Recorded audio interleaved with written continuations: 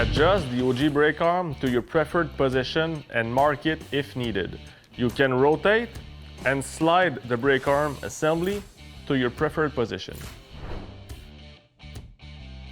On this bike, I chose the shorter variant, which allows the brake arm to extend from 5" and 3/4 to 7". A longer option is available on the website. Remove the right floorboard assembly to apply the final torque on the brake arm bolts. Apply blue Loctite to the pinch bolt and slider bolts, then torque them to 100 inch-pound.